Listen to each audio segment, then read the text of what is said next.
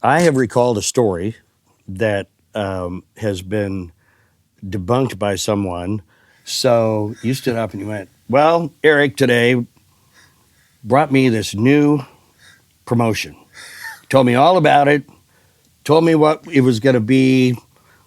You know, it was with this whole thing, costumes, everything, and thought it was the best bit he'd ever had. Yep.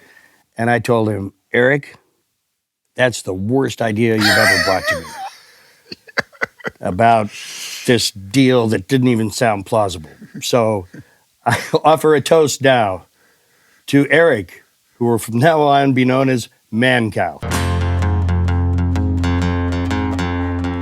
People say the blues is just a good man feeling bad. I don't know about you, that's not the kind of blues I have. I'm a bad man. I'm feeling good. Hey, welcome into Randy Miller Radio. We got a good one for you today. We got a good one for you, and it's prim and proper.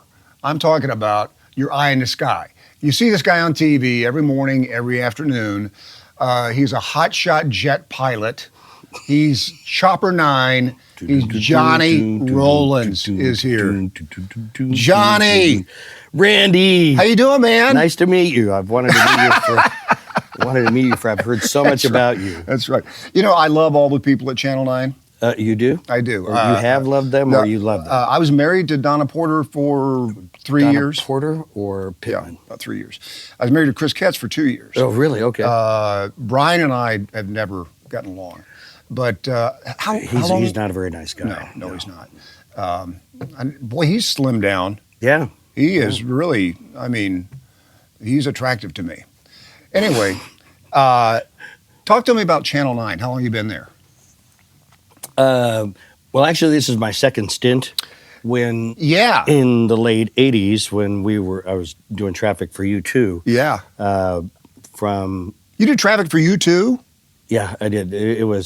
They were kind of jerks, so I was following them from city to city and just, calling out their motorcade. And, right. And I wasn't making any money, and the chicks weren't that good, So I saw them at Shea Stadium one time. Just once? Yeah, just one of them. Oh, I thought you were talking about the ladies. So yeah, in '88, I started my own traffic service to do multiple radio stations and yeah, TV that's stations. right. And so in '88, when they launched First News, it was me and Brian. They brought Brian in and Maria Antonia. Maria Antonia. I wear a trench coat. She used to get so mad at me because I do that on the air. I know. And Maria, I would see her out somewhere, and she goes, "What do you make fun of?" And I go, "Listen, Maria, here's the thing that I don't understand. You never have an accent until you say your name. Yeah. And it was always like that. So reporting from Key Biscayne, I'm but she's a great person. Yeah, she is a great person. What is she doing now? I think she's living the life up. I think they live in Richmond. Richmond, Virginia? Mm-hmm. And I lived in Richmond, Virginia. No, Richmond, Missouri. Well, Richmond. She commuted. And you do traffic, huh? Yeah. Okay. Well, I got caught in construction on the way over here, so that just. You guys got a detour. What are they doing to I-70? Seriously. It's a long highway. Is it? Yeah. Whereabouts on I-70? I'm just everywhere on I-70. Well, they're putting in that third lane all the way to St. Louis, on both sides. So I don't know if that's any of that, but they're doing the Benton curve and the Jack's curve. You know where those are. Yes, I do. Throw those because everybody knows where those are. I did the traffic for a while. You did? On Channel 5. Oh, you did, didn't you? Yes, for about 2 years. I forgot about that. I almost forgot about it. It was, I thought, boy, if I can get into TV, I'll make some money. Oh, used to be that way. That's not true. Yeah, it used to be. I mean, now you, of course, obviously. Yeah, I mean, when you're Johnny Rowlands. But before you became the hotshot jet pilot, a lot of people don't know this, maybe, that you were Johnny Rockin Rowlands on the radio. Stop spreading the lies. Q104, the #1 hit music station. Max Headroom and Art of Noise. Paranoia. Am I dreaming? No. Q104, the #1 hit music station. If you're out driving around and you spot us in the Q Cruiser, you can win some great stuff. Be watching for us out there with albums, bumper stickers, and more giveaway. We're live in the street studio on the Plaza. It's the Plaza Art Fair going on. Want to get a hit it? You know, we'd like to see you down here. Here's Steve William Winwood. Oh, yeah. Thanks for playing that one. I love it.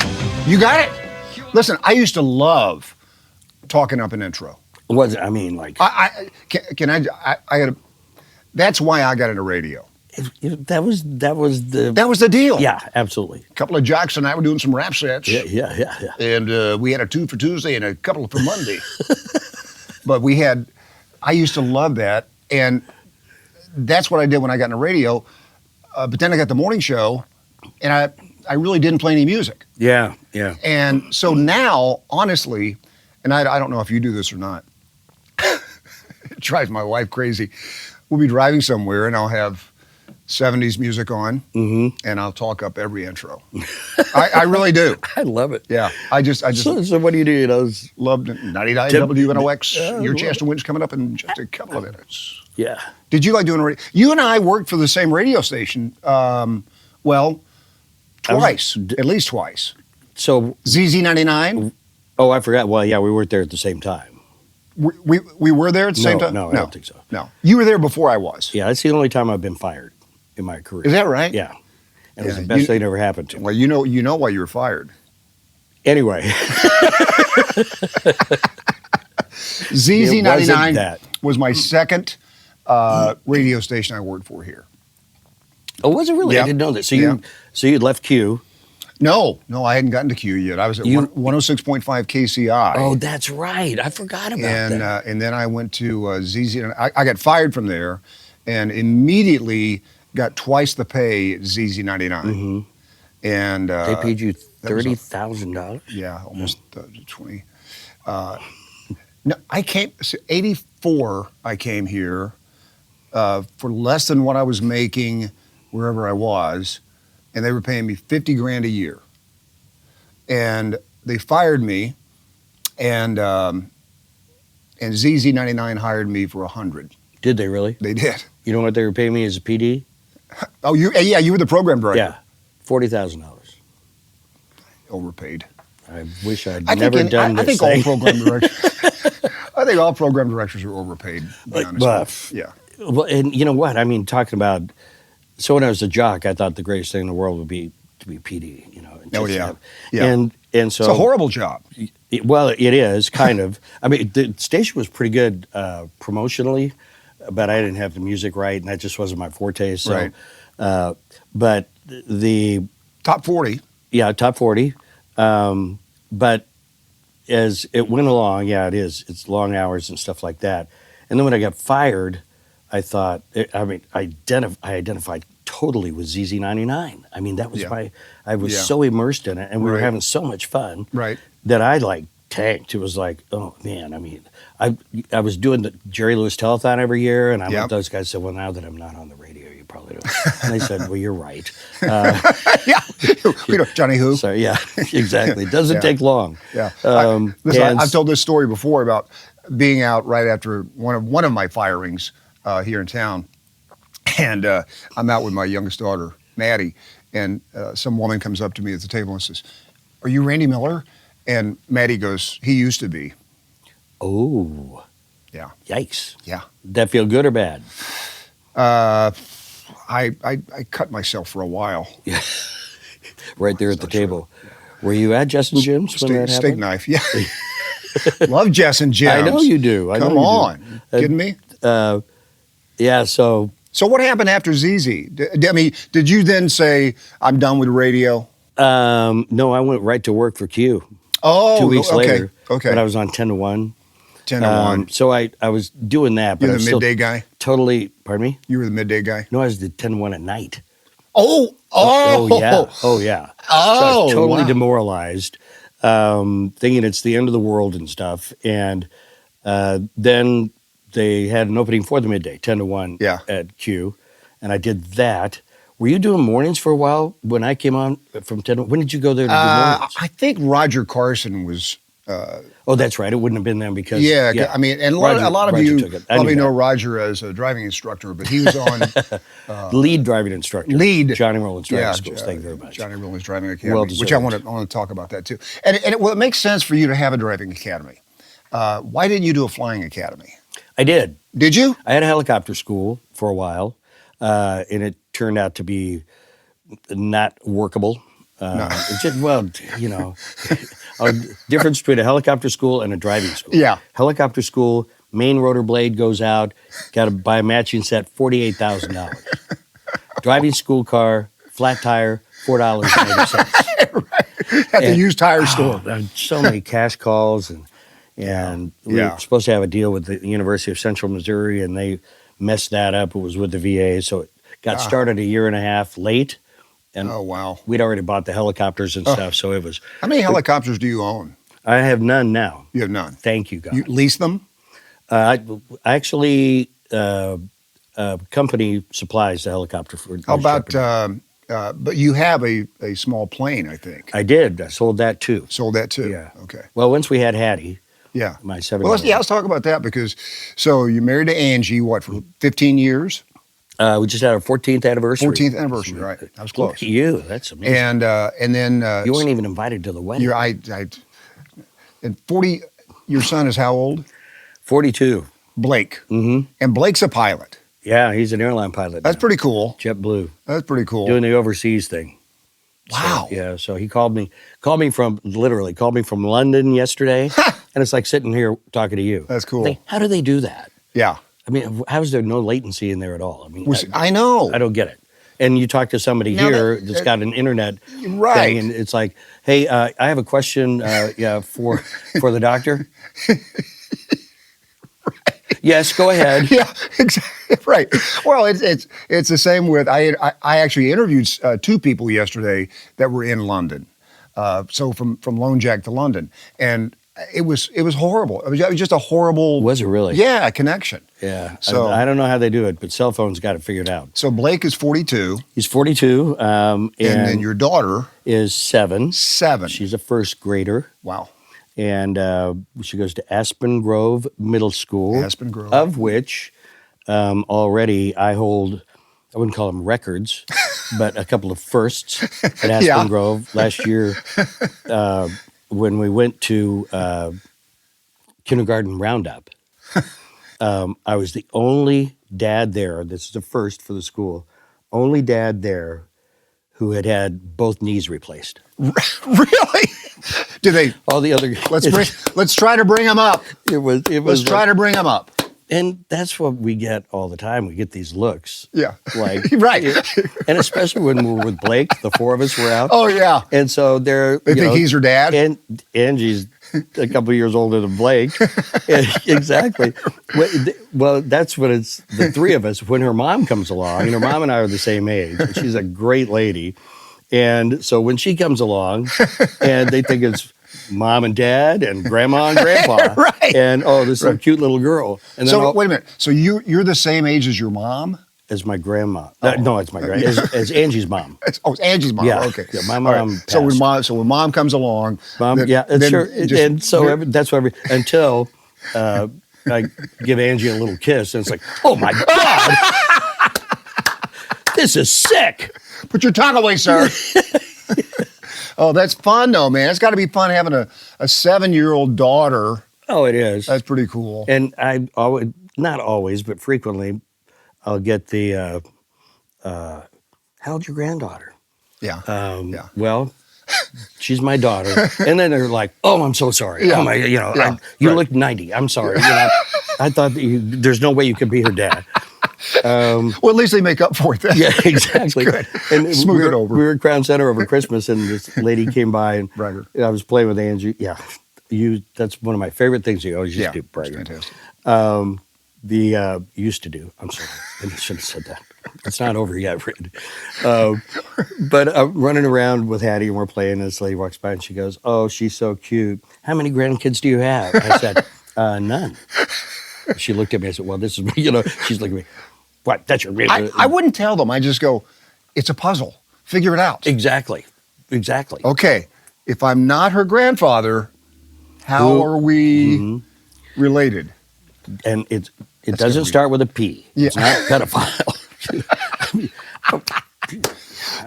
What about,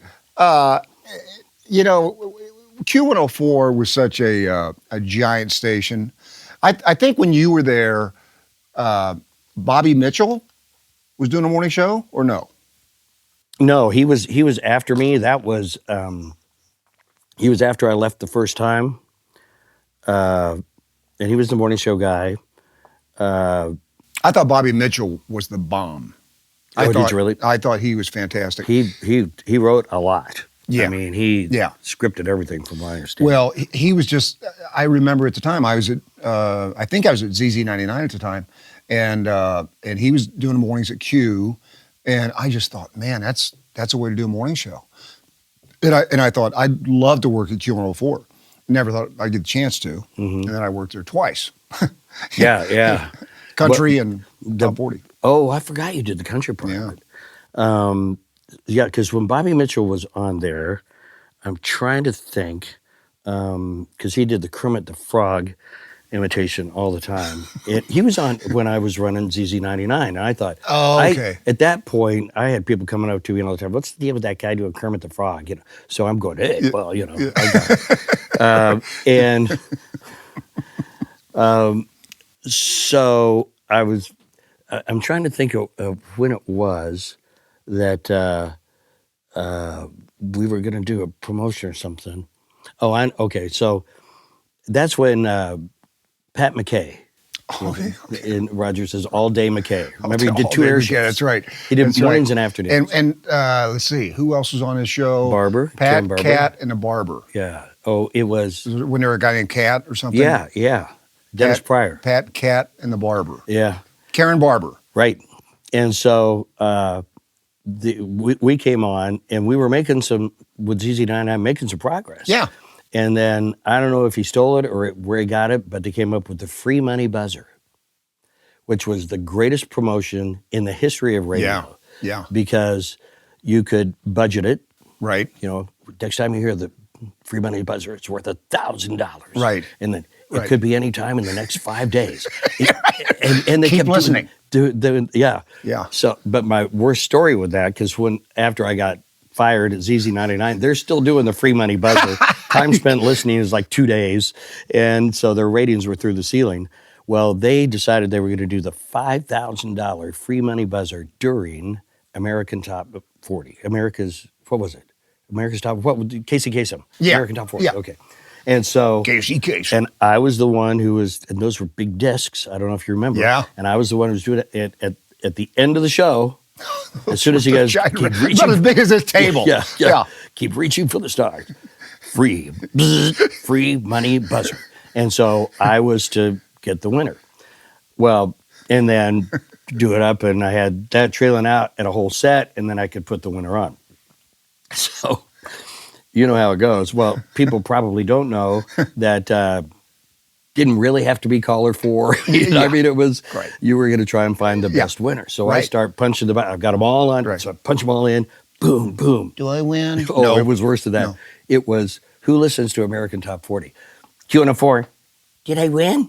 No, sorry, you're a little early. Q104. Hi, did I win? It was every 9, 10, and 11-year-old on the planet. And I can't come up with So I finally got somebody who sounded somewhat coherent. And I said, Give it to me. Did I win? Yeah, you're calling over 4 whatever it was. He goes, oh, thanks, man. And at that moment, I knew I almost stole Jimmy. I can't remember. No, Jimmy, he was doing the morning show over there, and I can't remember what it was. Anyway, he had a winner on, and the winner was just horrible. And he goes, Travis, are you on life support? And I mean, it was almost there, and it was awful. So now I get it. It took me forever to get one. Spots are playing by now, and I got to edit, this guy down. Oh, yeah. So I'm pulling it on the splicing block, by the way. Yeah. And I get it, and it's like in the movie broadcast news or whatever. And you're doing it. This is all while you're on the air, but Yeah. the songs are playing. Yeah, So in the meantime, the spots are playing at this point. Oh. So I've got like 2 more spots. Right, now I'm right. down to 1 60-second spot, and I like get it, cue it up and everything, just in time for the. Oh, I'll tell you what. In fact, I didn't even make the end of the spot. I put the music bed on it. It's like, and I don't know who the PD was, but I remember him saying, I thought, wow, Johnny's really building up the suspense. And so I finally get it on, and if you remember the board, I pot it up and hit the machine. Unless you hit the button on the board, the audio doesn't come through. So I started it here, pot it up. No! And so I don't have time to go back. And I get on and said, we've got it, a $5,000 winner. You'll hear from him in just a minute. And I played the song. And the hotline is like flashing in the middle of all of it. It's like, dude. Right. Anyway. That's the thing. And for people that don't understand, you can't have phones that ring in the studio. Right. So you just have them light up. And the hotline, which is directly from the program director or general manager's office, or in my case, both, would flash like crazy. And yeah, when you're in the middle of doing a show, and you see that, and I mean, I was like, I would come unglued. I'm trying to do my job, and you get this. Well, I've got a kind of a similar story when I was at ZZ99. So you know the flop sweat feelings. Yeah. Well, not just the flop sweat, but we were giving away a trip to San Diego to see Rod Stewart. Oh, big. That's huge. Big prize. Huge. So I did the caller 17 or whatever. And I actually took caller 17. And because I wanted to surprise them. I wanted to really get their true reaction. So I take them live on the air. I said, Q104 or ZZ99. Oh, you took them live? Yeah. Oh, man. Yeah. ZZ99. And the guy goes, you'll win? And I go, you win what? He goes, the trip. And I said, hey, listen, man, you're caller 17. You're going to see Rod Stewart in San Diego. And he goes, oh, great. And I go, no, maybe you didn't understand what I said. I said, we're going to fly you to San Diego, California to see Rod Stewart in concert with a friend. And he goes, oh, cool. And we're live, and I'm thinking about it, and I go, guess what? You don't win. Did you really? Yeah. And hung up on him and took the next caller. Did you really? Yeah. And it turns out that's illegal. I didn't. And the first illegal thing you'd ever done. You're right. As far as you Well, knew. yeah. Just added to the list, but come on, you're going to San Diego to see Rod Stewart. So what did they do? They have to give away 2 of them? Well, Connie Wadlinger, who owned the station and owned you for about 3 years. Yeah. She came in and said, Mark and I would like to talk to you. And I said, I'd love to talk to you guys. I am in a hurry. And it was shortly after that I was, Oh, really? They let you go? Not for that, but many. Writing was on the wall for that moment. Yeah, many other things. Oh, that kind of stuff would always get you press, Yeah. but it wouldn't help in the long run. Longevity. Sustainability. Of your career, yeah. Yeah. Well, you remember Chuck Harmon. He was on after Charmin. Chuck Harmon. Chuck Harmon. And here's how Chuck Nasty. far back this goes. Who is still on the air. I know, on Fox. Wow. And I haven't listened to it, but somebody said it sounds great. So, sounds fantastic. Unbelievable. Chuck Nasty. Nasty man. So he was always like a bad boy. And he was on after me from 10 to 2 on Q. I was doing 6 to 10 there. And we had a promotion we were doing with Olivia Newton-John's new album. And I don't know who came up with it, and I think the record company endorsed it. It was Olivia Note in the John. And I kind of love that. We were leaving envelopes around different bathrooms around town, and if you found one, you kept come in and get the album. $7. Was that at Q? That was a Q. Oh, okay. So I'm in the studio getting ready to leave after I'd done some production.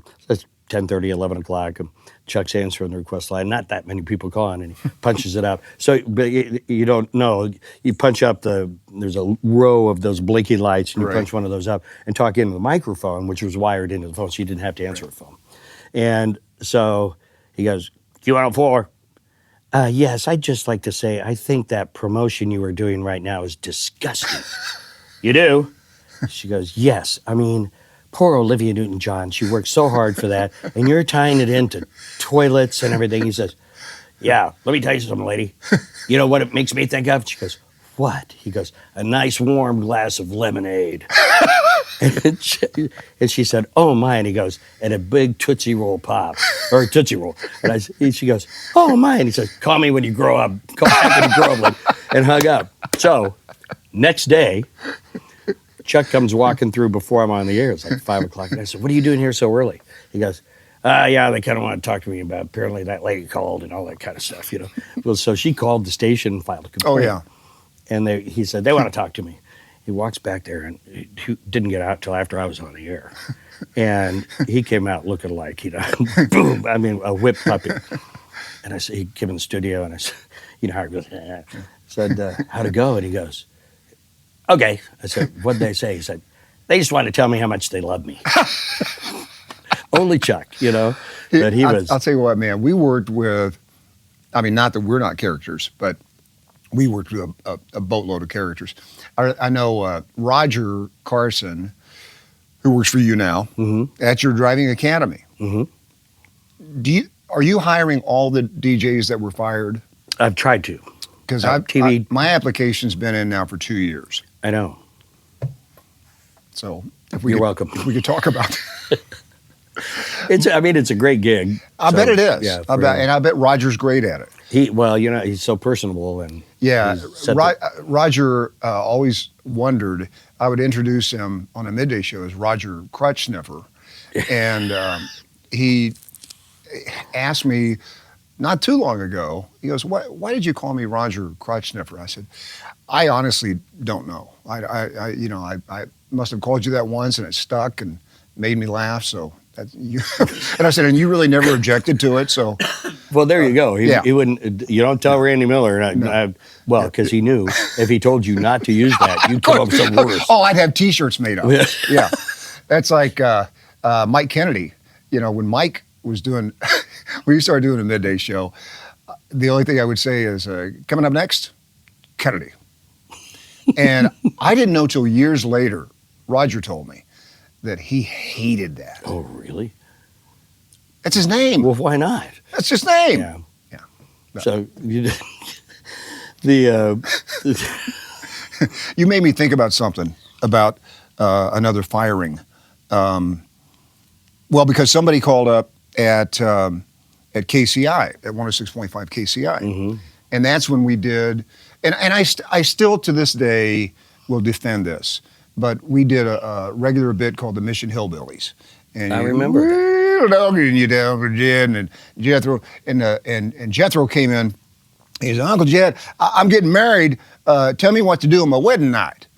And Uncle Jed, well, boy, you just take the biggest thing you got and put it where she pees. And he goes, okay, thank you, Uncle Jed. And comes back the next day. Said, you do what I told you, boy? He said, yeah, it didn't work. He said, what are you talking about? He said, I took my shoe and threw it in the toilet. And I mean, that was the whole joke, just the whole joke. Well, some lady calls up. I know exactly what lady called up. She calls up, and we only had one at KCI. We only had one way to get to the station. It was the studio, and I just answered everything live on the air. So. And answered it. I could tell it was an outside number, and I said, "Yeah, 106.5." And she said, "I want to talk to the program director about Randy Miller and the disgusting joke that he just told."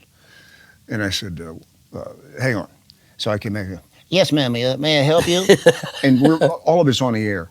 And she goes, yes, this disgusting joke that Randy Miller just told. I don't really listen to his show. Can you tell me the joke? And she goes, well, I don't want to tell the joke. There's no way that I could know if you don't tell me. So she retells the joke on the air. and hangs up. And I'm sure a friend called her and said, "Hey, we heard you tell that joke." And, oh no! So now she's she's really furious. So she calls back and gets me again and demands to talk to the general manager. Yeah. "Oh yes, ma'am, may I help you?" And tells the joke again on the air.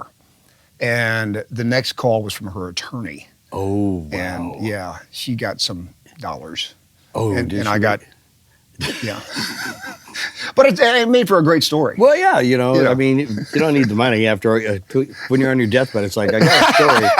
The money doesn't matter anymore. Yeah. Oh, yeah. I've said that throughout my life. I mean, I'd rather have a great story than anything else, And I go back to when, I'm trying to think of when you were on Q, and I was doing traffic for you. Yeah. And Mary Glenn Lassiter. Yes, yeah. And Mary Glenn was great. Who was the and this brings me up to a question. Let me tell that story real quick. When we were doing that, we did all sorts of fun bits, so we'll talk about that in a minute. I have recalled a story that has been debunked by someone, and I'm sure it's true, and I need you to set the record straight. Right. There is a thing that comes along with being me, though, because I get credited or blamed for anything that ever happened on the radio in Kansas City. Good for you. So that's congratulations. Well, that's what I'm saying. It's probably not. Well, this happened to be your birthday party at Tassos. Oh, you remember that? That was my 40th birthday party at Tassos. And Mary Glenn was there with her husband. I can't remember. Robert. Larry. Wasn't it Larry Glenn? Robert. He was Robert.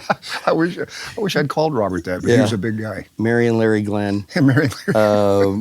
And the others from... Tassos is a great place, by the way. Right. Still there. Yes. And others from the station, and who was your production guy named Eric. Right. Yes. And remember him. So I remember you standing up. You made everybody get a glass. And you stood up and you said, "I'd like to offer a toast." I do remember this. Okay. Because I want to know if it's true, because I've been told, no, it didn't happen that way. From the source, anyway. So you stood up and you went, "Well, Eric today brought me this new promotion. Told me all about it. Told me what it was going to be. With this whole thing, costumes, everything, and thought it was the best bit he'd ever had." Yep. And I told him, "Eric, that's the worst idea you've ever brought to me about this deal that didn't even sound plausible. So I offer a toast now to Eric, who will from now on be known as Man Cow." That's exactly right. True. He brought me this bit that he's already produced. So proud of it. He said, Randy, this is fantastic. This is fantastic. It's about a guy who's half man, half cow. And he plays me the bit, and I'm going, that's the worst thing I've ever heard. You don't get it. And so, yeah, I remember that toast at, and then he went on to become the Man Cow. Well, I think you start calling him Man Cow on the air.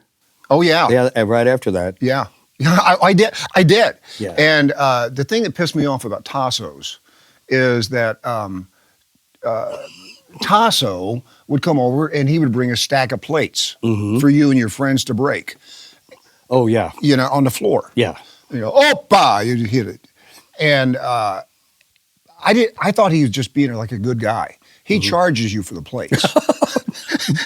It's $1 a plate. Or it's probably more now. But quite the margin. Yeah. And so everybody just, here, have some. And we're smashing plates. Oh, my God. And so at the end of the thing, you get the bill. It's like, what's the extra $200 for? Well, the plates. The plates. But that's because we broke a lot of them. I remember. You like Greek food? I do. Yeah, I do. I'm kind of a meat and potatoes. What's your favorite restaurant right now in Kansas City? You know what? There is a new place over by where we live out south at 135th and Quivira. And we just happened. Is it McGregor's? Yes. I love McGregor's. Well, I know the owner there. Is it Michael? Mike, yeah. Yeah, okay. Yeah. Used to be in the advertising business. Oh, I didn't know that. Yeah. Okay. Well, I keep asking him, you need to have a sign out on 135th that says, remember Plaza 3? Our steaks are that good. And I think they're better because I do their too. steaks are I do too. unbelievable. So, Oh yeah, for fine that's so dining, funny. that's I where we was go. just thinking about McGregor's. It's a little drive for me now. You know. Yeah, from Live Lone Jack. Lone Jack. Now, you have to have a passport, right, to get back in here? But no pants. Oh, You can't have pants. well, what's in Randy's pants? We Another one of your classic bits. that was at Channel 5. Oh, was it really? Yeah. The day you got fired, or No. Oh, so they I like that? didn't run it by anybody at first, and we went out and did it. And you just walk up to people and say, "Can you guess what's in my pants?" And I would have something in my pocket, and one guy at the bus stop said, "Can I touch it?" And I said, but anyway, we did that, and it ran once and on the morning show, and Regent Dukas. Oh yeah, he was a wild man, wasn't he? Yeah, he hired me. Did he really? Yeah. So, to my surprise, but he called me in. He goes, one question. I said, okay. Can you change the name to What's in Randy's Pocket? And I said, I won't do it anymore. Yeah. I can't. Loses. I'm not going to sacrifice my Yes. my quality. What's on Randy's lapel? You know, I mean, it's like, what's wrong with it? I mean, it's the same thing. Right. Yeah. Yeah, they don't get that kind of stuff. No. So when did you start doing mornings at Q? I started doing mornings at Q. 88, 89 would it have been? Probably. Yes. Mm-hmm. Yep. Because I was in Atlanta till midway through 89, and came back, went to work for Q when it was top 40. And Was then, Gary Rodriguez the No, GM? Who was he had just left. Okay. Gary Rodriguez had just Oh, left. it was Pee Wee Smalley. It was. David Small? Yeah. Wow, Yeah. I forgot about Hey, that. baby. Yeah. How you doing, man? What's up? Well, he's the one who, when I was trying to expand the traffic network, he was the fourth station I signed on. Okay. And doing traffic with you, which is, And Gorm. oh, I forgot about Gorm. Dave Gorman was there. Oh, yeah. Yeah. If you don't know this guy we're talking about, but he was about this big around and about this tall, and Always had a fever blister. always. He was the only man I've ever known to always have a fever blister. Hey, Gorm, what's on you? David Smalley came in one day on a Monday, and he had plastic surgery. Oh, I remember that. Like on He a got Friday. facelift, yeah. And just the whole side of his face was like He came right back to work. Came right back to work. It told everybody he was getting it done. Oh yeah, came in. Hey, Ray, I ain't doing it. Ah! and went up to our 25-year-old promotions director Vaughn Freeman Yeah. and said, "Hey, Vaughn, baby, you need to have this done." Vaughn still tells me that story, but I mean, Not much of an endorsement, oh my gosh, Dave Small. but the morning Very show. small.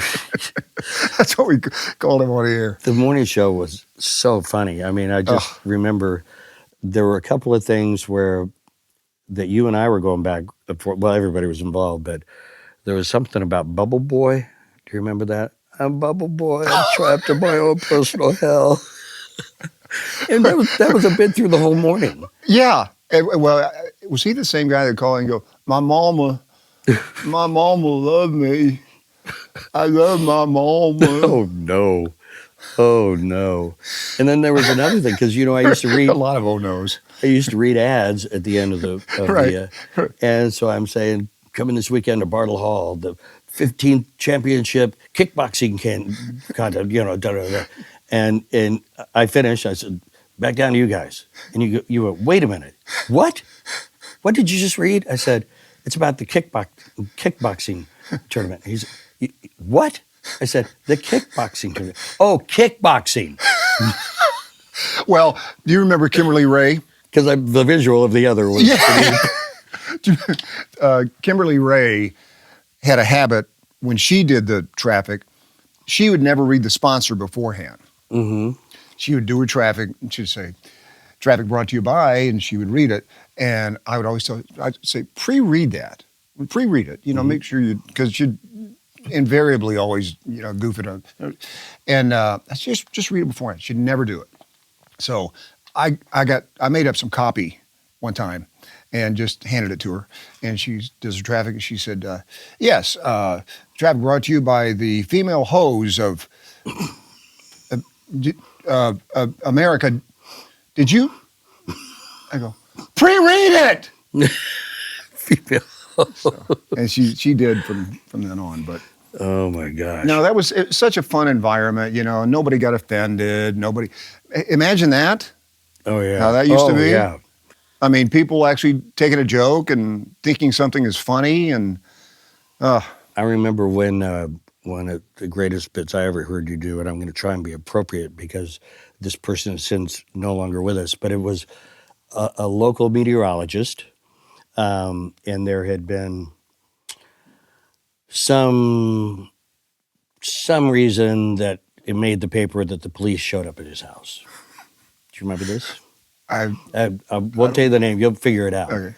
And so he's getting beaten up everywhere, and you had him on the air, and he kind of explained the whole thing, and you said, "Well, I just want to let you know, I appreciate you coming on, and I just wanted to give you an opportunity, to explain everything." And there was some altercation that was reported.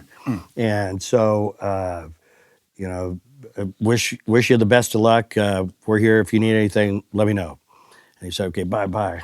And I don't know who it was, Mary Glenn or somebody, and you said, "Gosh, to think all these years, I thought weather beater was a paint you bought at Sears." It's like, oh no. Because you were like so nurturing and accepting and stuff like that. Right. The other one was, I'm walking in, I think, to do maybe, I don't know, I'm walking in to do a show or something, and you've got Emmanuel Cleaver in there. oh yeah, You had him on all I remember the time. And he was mayor pro tem at the time. there you go. And you guys are having some yucking it up and everything. And as he's walking out, he says something like, "Randy, it's great to have you as a friend." You went, "Oh, no, we're not friends." He and I, Channel 41 during that time period, hired me to do a 1-hour TV special for Christmas and one for St. Patrick's Day. Really? I'd never done TV, but I couldn't wait to do it, And I remember when I got in touch with Cleaver, and I said, "I want you to come and tape a bit with me." And we're sitting on the steps of City Hall, and the bit is "Leave It to Cleaver," and he plays Wally. And so we're sitting there and just goofy conversation. And I saw him, years later, when he was a congressman. And he comes up and he goes, "You remember Leave It to Cleaver?" I said, "Boy, do I." I mean, that was great. Leave man. It to Cleaver. Yeah. And look at where he ended up. Yeah. He's a Look at Mark Alford. Yeah. I mean, I wonder if Mark's rich yet. How long does it take? I don't a few know. years, I saw him. We did a show from Whiteman Air Force Base right after he became congressman. Oh, really? For my district. Oh, yeah, that's right. It is, isn't Yeah. it? And I was doing some interviews, and he walks over to the table at Whiteman. He says, "You want to interview me?" I said, "Not particularly." And I'd known Mark a long time. Mm-hmm. And he said, "You still don't accept me as your congressman, do you?" And I said, "I didn't accept you as my anchor man." Did he really say that? Yeah. It's like, It's like, do you know who I am? yeah. No, yeah, right. Yeah. Would you like to interview me? And we've had him on the podcast. He's a pretty funny guy, actually. Pretty funny guy. Is he really? Yeah. He seems to take everything pretty seriously. Yeah. He does now. Yeah. Oh, for man. sure. Oh, man. Yeah. So you left ZZ. Build the detention center. I'm trying to think of when you left so you came on right after I got fired, right? Yes. Okay. So that would have been 83? No, you mean Q? Q. No, ZZ99. Oh, no. I went there in 85. Oh, okay. 85. And I was Oh, just, really? I was just there Okay. for a year. Yeah, well, I don't know anybody who was there much longer. I know. And you know, Remember I mean, John Vogelsmeyer? Yeah, John Anthony. John Anthony. I taught briefly down at Baker University as a You special instructor. you graduated from Baker. I did. Look at you Well doing done. your research. Well That's done. amazing. Do you have Cliff Notes down there, little note cards? Well, I always admire people who graduated from something. Okay. Because I did not. Okay, I'm going to stump you. Where was my grade school? Your grade school? What was my grade school? You just mentioned it, What? didn't you? What was my? It was What kindergarten? Broken Arrow. the How many cards am I holding? when ZZ99 started and we're putting it on the air, and they'd hired me to do that, and I'd been working at Baker and working some clubs and stuff because I know that you'll love this story. So Did Baker have a radio station? that's where I got into it. KNBU Okay. 88.9. Okay. John Anthony, Leanne Best. I don't know. It was Sarah Jemison. Oh, sure. I remember Leanne. Was Sarah Jemison still at ZZ99? I think she'd moved on. Yeah, since she'd then. moved She on. was great. But oh no, I lost my train of thought. What was it going to be? It was going to be. You're at Baker, KNBU. Oh shoot, I'm not. I got my- It was. I got my training at a high school. My high school. Oh, did you really? Yeah. My high school in Knoxville, Tennessee, Oh, cool. had a 250 watt radio station. I mean, Wow. Only- Yeah, ours was 10 watts at was Baker. it? Yeah. Yeah. You walk behind a tree. Yeah. And was it FM or AM? Well, it would have been AM, AM. definitely. Yeah. Yeah. Yeah. Because that was before. WKCS. And what year again? Oh, man. I graduated in 77. So FM was already coming up. And Yeah, big time. it was getting there, but that was an AM station. So when I'd been on Q had Super Q Plays Favorites from 75 Super Q, that's right. until 78, 79, and then it had gotten bad. We just weren't good at all. So new owner brings in a consultant, does this big research thing, calls me and he says, hey, we did a research thing, and I wanted to be the first to tell you that in the research, your name showed up as the number one person that people identify with the radio station. And I'm going, That's pretty strong. yeah, pretty strong. He said, the problem is everybody hates the radio station. Oh, I love to tell that. That reminds me of a story that I got when I was doing mornings at Q, and I was at Price Chopper one day. And I don't know what it is about people, especially when you're on the air, and I'm sure you get the same kind of deal. But they think they can tell you anything about how they feel about you. Oh, okay, gotcha. And so I went to the meat counter, and the guy's back there, and I got a couple steaks or whatever. And the guy goes, hey, are you Randy Miller?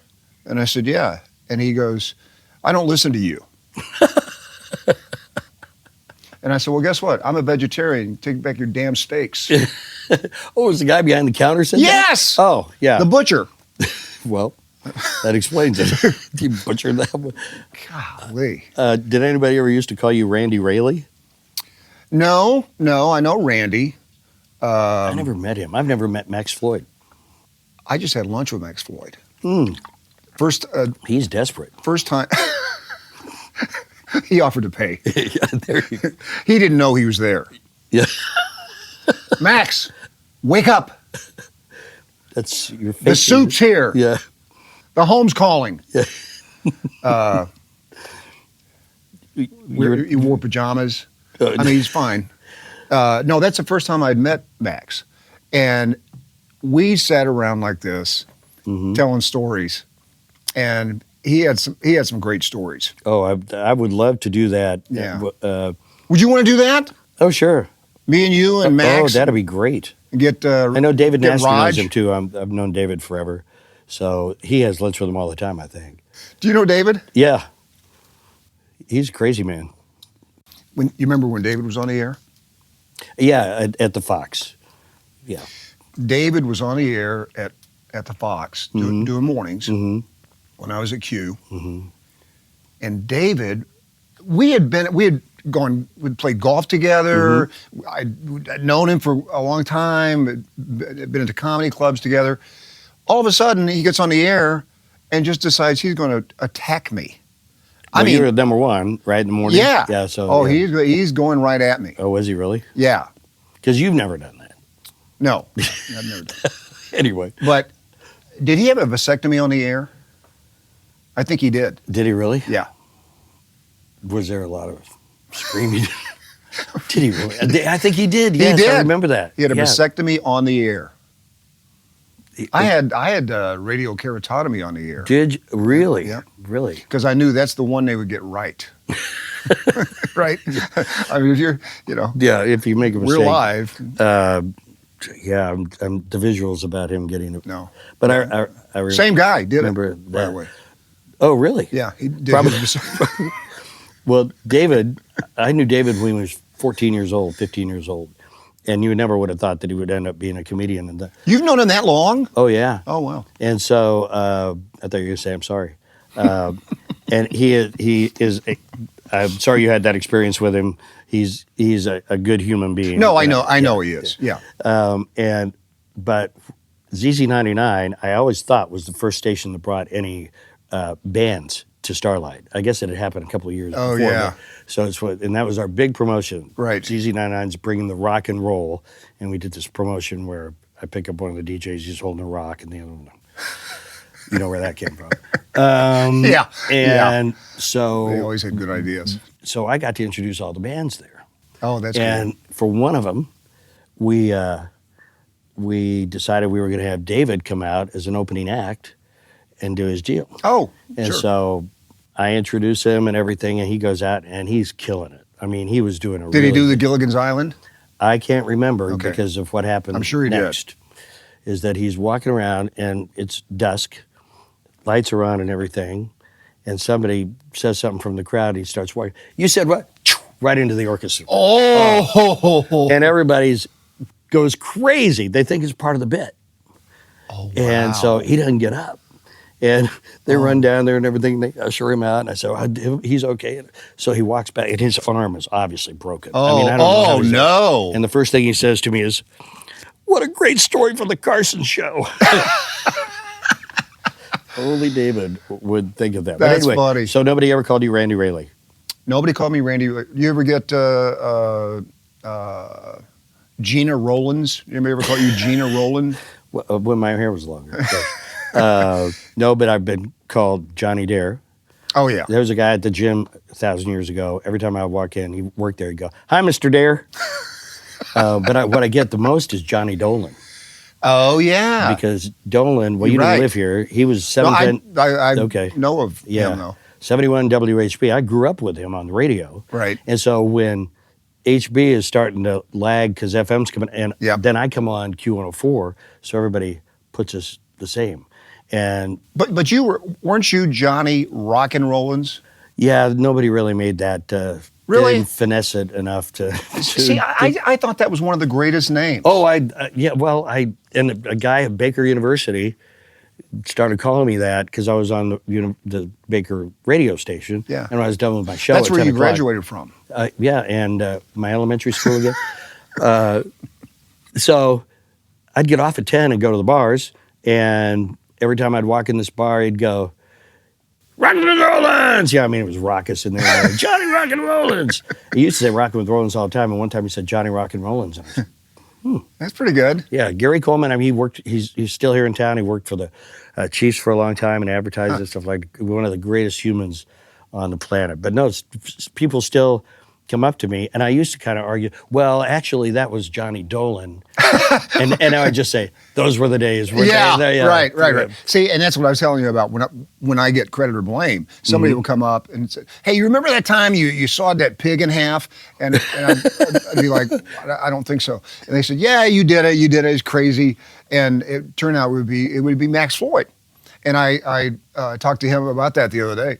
And I said, he goes, "Listen, I can't even tell you how many times people have come up to me thinking I did what it was Well, that what are you his did. bits? Yeah. And I said, well, that's not fair. I said, because the stuff I did was funny.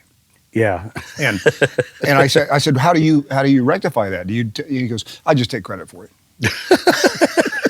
That's pretty Thank you good. so much. Now, That how really long have is you it. been at Channel 9 in this latest? Yeah, so I was there in 88 to 93, and then I worked out a deal with Channel 4 to get the helicopter, and started there in October 93. So that was the first one here. Wow. And Yeah. then, and that's when I still had my traffic service, and I sold out to Metro Traffic in 97. Oh, that's right.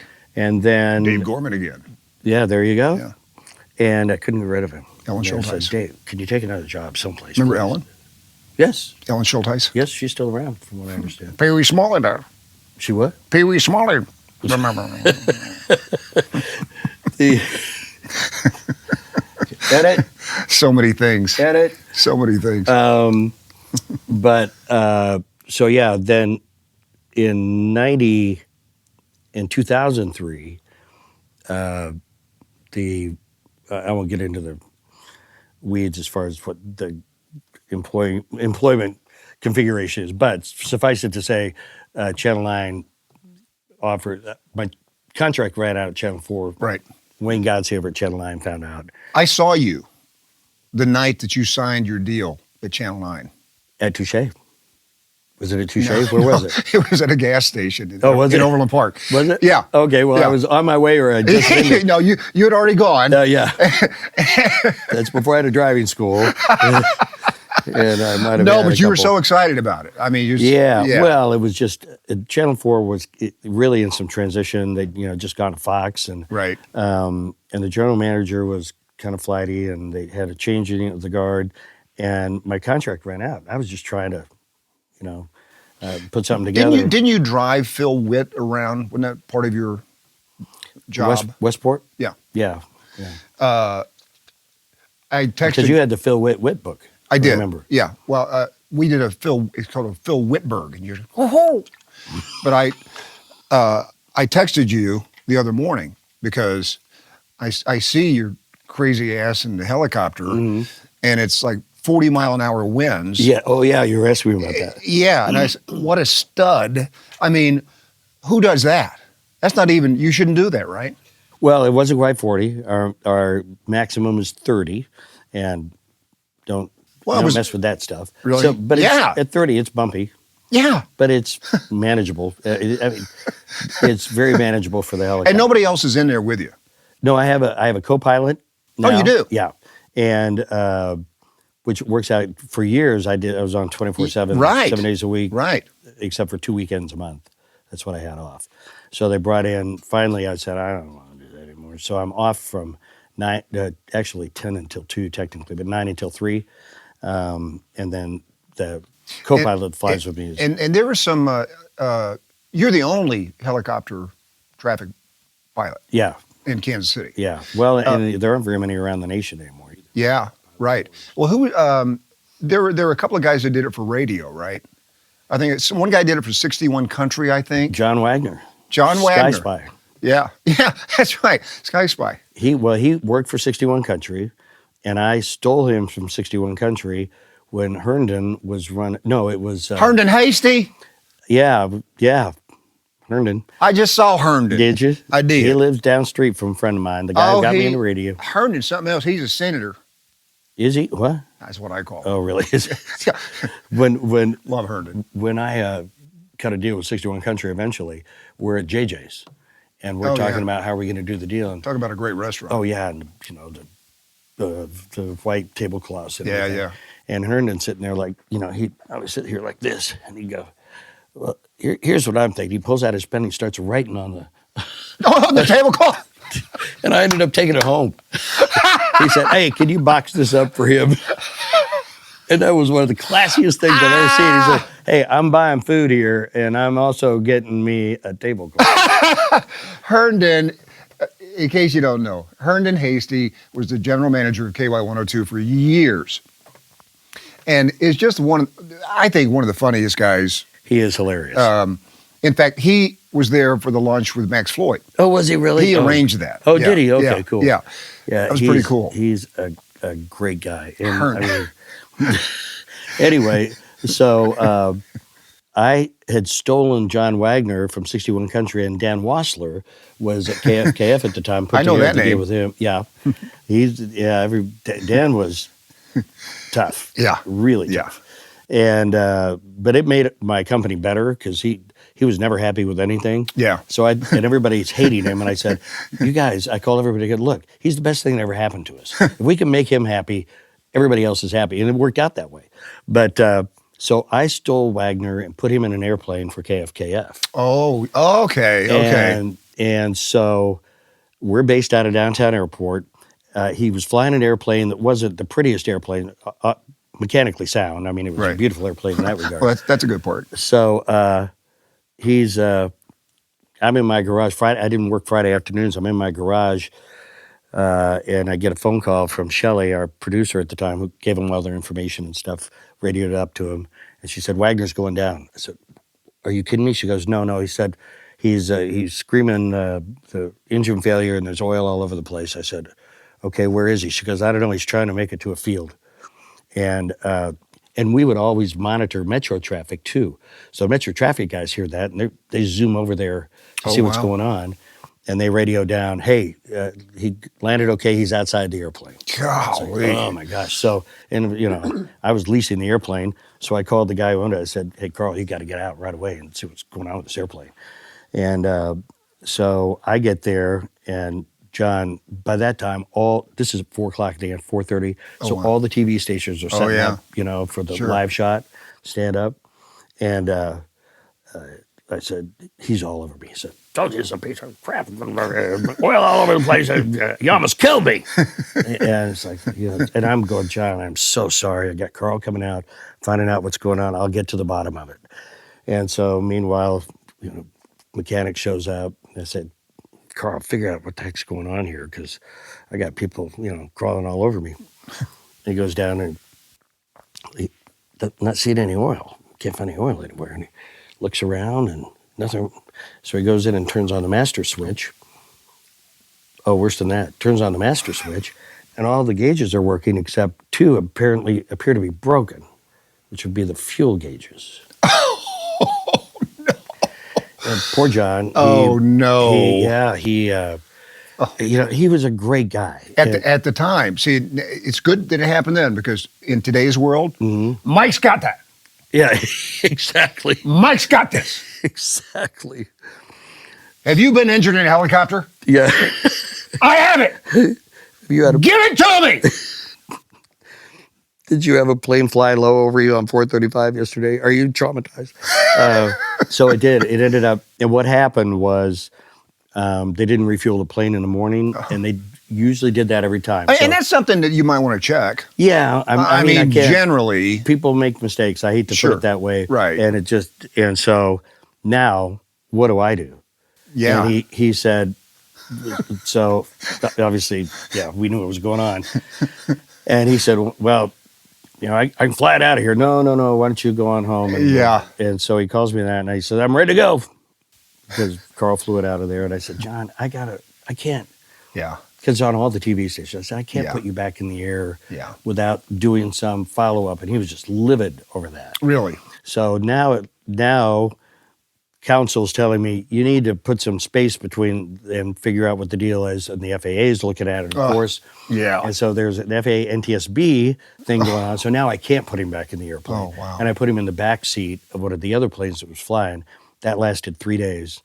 And then he called me and said he was done. Drove up to the FAA, a KCI, and threw his license on the table and said, "I'm done." Really? Yep. Wow. Yep. And Well, thanks for the uplifting story, Johnny. yeah, and then a friend of mine's really sick. No, I'm okay. Well, there was I can't remember what the. Well, I did have a decent ending to it. Remember Bob Thill Yeah. from Channel 4? Yeah, with the mustache. Yep. So get a call from him, and he said, "Hey, they want me to come out, do a stand-up with you, kind of figure out what's going on. It won't take a couple of minutes." I said, "Where do you want me to go?" He said, "I'll come to your house. I'll just do it in your driveway." And he's a good guy. I don't know if you remember. Yeah, really good good guy. And so his guys stand up, and we're talking about something unrelated, and I said something that made him really laugh, and it was pretty cool. And he goes, "Okay, you all ready?" I said, "All right, test 1, 2, 3, 4." He said, "Okay, Johnny, I think what most of the people in Kansas City want to know is it routine for you to put pilots in the air with no fuel?" But he was kidding. No, that was his first question. No. Are you kidding me? No, and I said, What did you say? Well, I said I would hope that people Yes, it is, Bob. Yeah, well, Yes, it is. Well, that's what I wanted to say. Yeah. You know, you stupid ignorant. Really? But well, I mean, it did take me off guard. I'll bet. And I said, well, actually, we do have protocol to be sure that doesn't happen. And what we're trying to figure out now is how it did. And I have no idea where I pulled that out of. But it was good answer. Yeah. But I did media training for a while. Oh, no kidding. For the VFW. So if you were ever accosted by a reporter. The VFW national headquarters, as we've discovered now, is in Kansas City on 34th Street, 34th and Broadway. And that was my problem. The funniest thing in our family about me doing the traffic for a couple of years for Channel 5, Mm-hmm. I had no sense of direction. I don't know where anything is. But we did the media training for the VFW, and the model that they have is so crazy. Like it's all ballot, it's all voting. So you can be farming in Indiana one day, and the next day you're on Meet the Press. I mean, it's you don't have to have like certain skills or anything. Oh my! So God. I would do the media training. We had this is right after Don't Ask, Don't Tell went into effect. In the military. Gotcha. And that's a Clinton thing, wasn't it? Clinton, was that a Clinton thing? I don't know. No, I think it was after Clinton, but George Washington? The VFW was not happy about it. Oh, really? Yeah. I bet. And so these guys would come in, and I would always set up the camera before I even talked to them. And I'm going to interview you like you would be interviewed on national television. Mm-hmm. And I want to get your answer before we talk about how you should answer it. Mm-hmm. And this guy named Bill Thine, who was going to be the national commander of the VFW, kind of talked like this, but great guy. And I said, so Bill, don't ask, don't tell. I said, why does the VFW hate gay people? Oh, so this is the practice, yeah. And Bill goes, huh? Oh, no. No, we love gays. We love gays and lesbians. I was in the Navy. That was his answer. And I said, "Oh my gosh, it's horrible." Well, but it was great. So sad, yeah. And so had the media training. He presented his speech as national commander totally without notes. Really? And killed it. Really? Yeah. Well, and you don't realize until you're put in that situation how difficult it can be. Right. Because now, especially now, use the wrong phrase, word, innuendo, and I understand all that. I mean, you never want to be in the position where you would do something like that, but just in everyday life. Yeah, right. It's like, golly, crazy. I can't believe that question. Wow.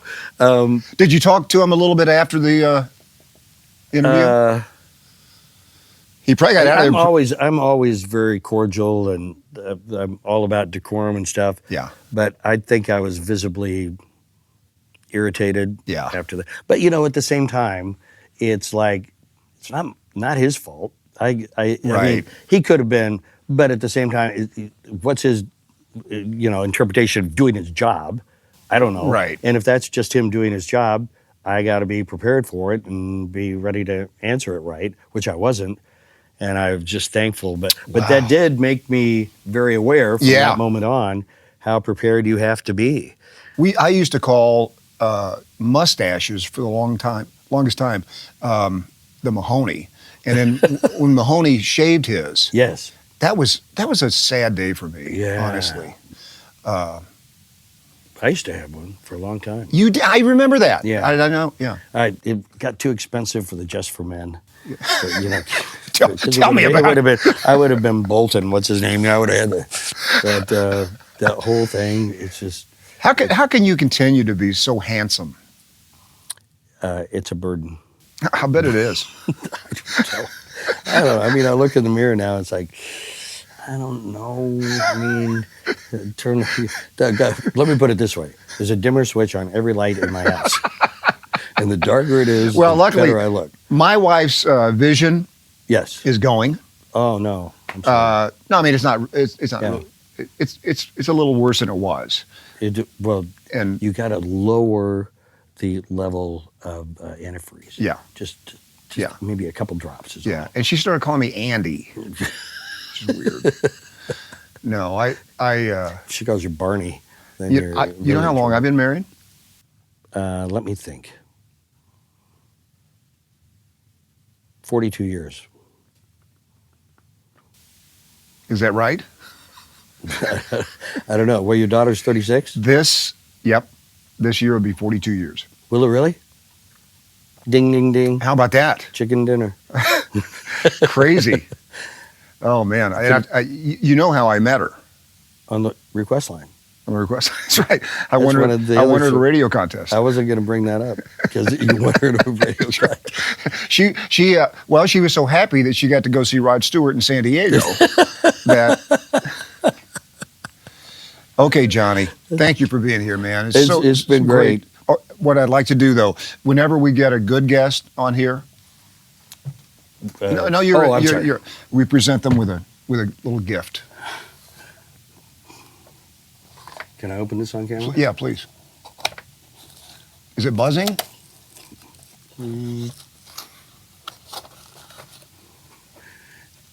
This isn't a gender reveal or anything. It could be. That's That's why we have it in a plain white box. You know, I used to be able to open boxes. I remember you and yous on WHB. Holy cow. Excuse me just a minute.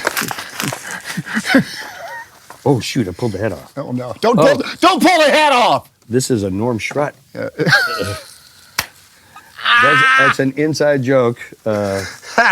Oh, my gosh, it looks just like me. I know. Oh, this is you? So what we do is... This is nice. Yeah, if you do a good job of Speaking of Just for Men. if we do show the camera so I shouldn't do that. When we have Maybe like this.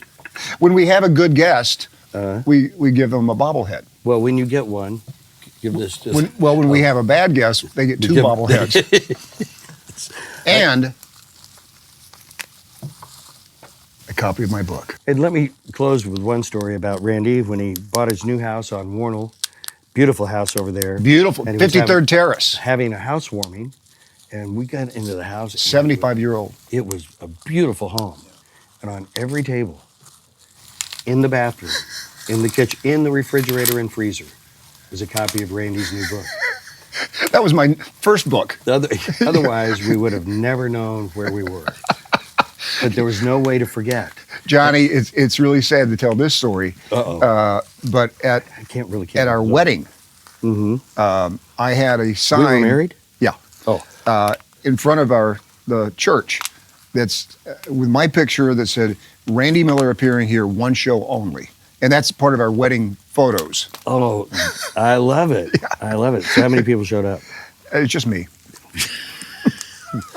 Well, when I get this unpacked, it'll be really cool. Well, thank you. I appreciate it. Thank you so much. Thank you for being here. No, thank you for being here. Thank you for watching. Sure. Thank you for watching. Don't tell anybody. No. Don't tell anybody we did this. Please. RandyMillerRadio.com. Oh my gosh! I lost it. That is the one. That is one right there.